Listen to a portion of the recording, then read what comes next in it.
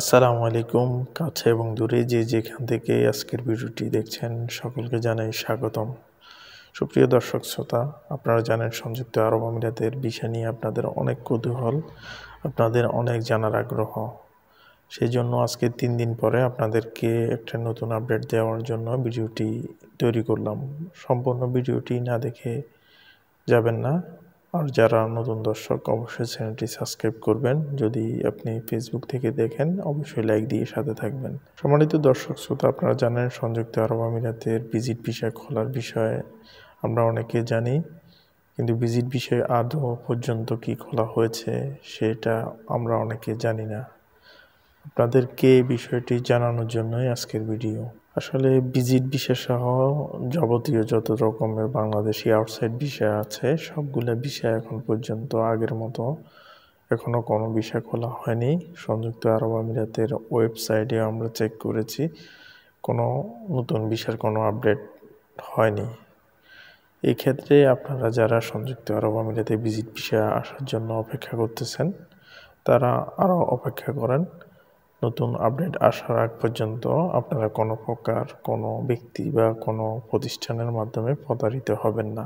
এমনকি এই বিষয়ে যদি নতুন কোনো নিউ আপডেট এসে থাকে আমি আপনাদেরকে সবার আগে নিউজটি পৌঁছে দিব।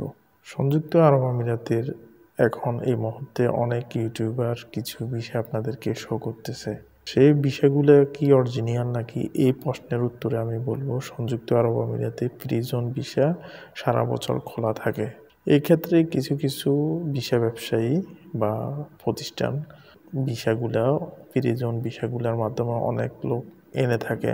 তাদেরকে এখানে আরেকটা কথা বলে থাকি, প্রিজন ভিসাগুলা একটা এরিয়া মাফিক হয় এবং বিভিন্ন ক্যাটাগরিতে হয়ে থাকে। প্রিজন এরিয়ার ভিসাগুলা সাধারণত আপনারা যারা এমপ্লয়মেন্ট বিষয়ে এসে বিভিন্ন রকম কাজে আপনারা থাকতে চান বা আপনাদের কর্ম করতে চান তাদের ক্ষেত্রে এটা একটু কঠিন হয়ে যায়।